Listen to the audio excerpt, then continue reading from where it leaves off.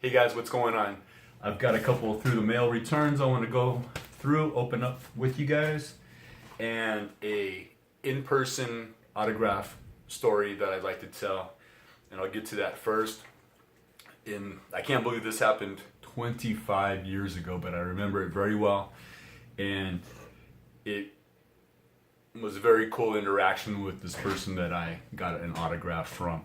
Back in the day, I worked at the airport in Denver, Colorado. It was Stapleton International Airport, and I worked on the concourse.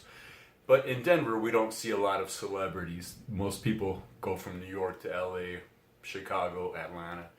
Very seldomly do we get to see celebrities actually stop in Denver. And so when that happened, it was a special occasion. Things have probably changed a little bit in 25 years, but Denver is still Denver. It's not the Los Angeles, New York, Chicago, Atlanta, whatever you want to say.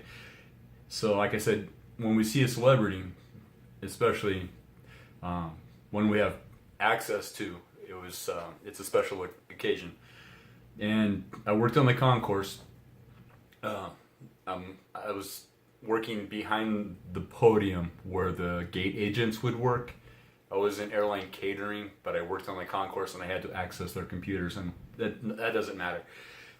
But I was pulling up some information. I had my head down looking at the computer, and I heard the gate agent said, "Thanks for checking in, Mr. Nugent. It's good to have you here," or whatever. And I heard the word Nugent, and that only could mean Ted Nugent. And I knew Ted Nugent from listening to his music in the 70s and 80s, Cat Scratch Fever, Wango, Tango, things like that. And I looked up and I didn't recognize him right away because he had a camel hat on and a ponytail, and he had a camel jacket on. And I had forgotten that Ted Nugent is an avid bow hunter. But it was definitely him. I was in awe. He's standing here right in front of me. But I'm at work at the same time, and I'm not supposed to interact with the passengers, not to bother them while they're flying and traveling. And he was there with his wife and his kids, and so I kind of stalled, waited, and his family members, I think they went to use the restroom or whatever. It was like that. And back in the day, before online tickets and things like that, you would use a boarding pass envelope like this. The gate agent would stick your boarding pass in there, and I would use these to get autographs from the people that I did see. And I'll go over this one here. I'm just using this as an example, but I got a blank boarding pass envelope, and I asked him, "Mr. Nugent, I apologize for bothering you. Would you mind signing this for me?" And he says, "Don't worry about that." So he pulls out his 1993 Ted Nugent Whackmaster catalog and autographs it for me right there.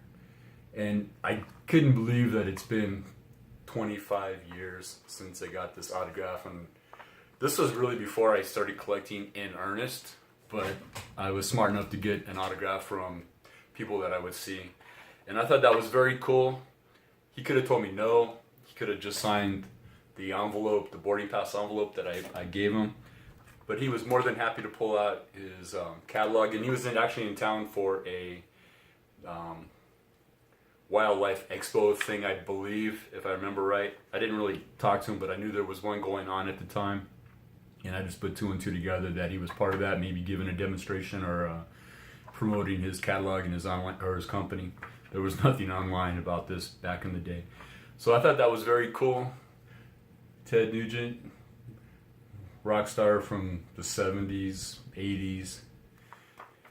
And I don't collect based on politics. I know he's quite off on to one side on his views in politics, and that's fine. That's what he wants to do. That's his life. But I collected. I asked him for his autograph because he's Ted Nugent, and I'm never going to see this guy again in person. So I thought that was very cool. So that's my in-person autograph story. So let's get to the got a couple through the mail returns. finally they're starting to trickle in. So this one is from North Texas. I don't know if it's football or basketball or baseball. I've sent out a bunch. Maybe even, no, I just sent out the hockey out recently, so it's not hockey yet. But I'll open this here. Hopefully it's not another denial letter like I got from the Steelers. Open that one. And open this one. This one's from Denver. It's most likely the Rockies or the Broncos. I've noticed that over the years that the local sports teams are a little more accommodating to people in state, or at least to me. I know I'm not anything special, but that's my assumption. So let's go through the one from Denver first here. And it is, it's a denial. I sent it to Mr. Trevor Story, and he did not autograph my card. But I got the Tough Luck Guy letter. Thank you for taking the time to write to me and for being a dedicated fan. I appreciate your support of the Rockies in the baseball game. Trevor, blah, blah, blah. And I can donate to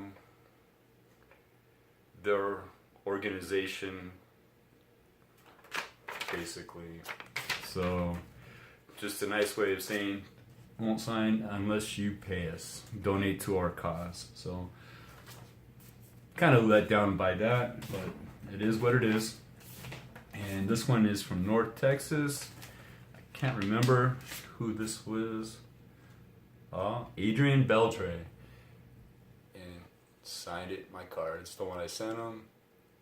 Nice clean autograph right across the middle there. Sorry, it's not in focus very well.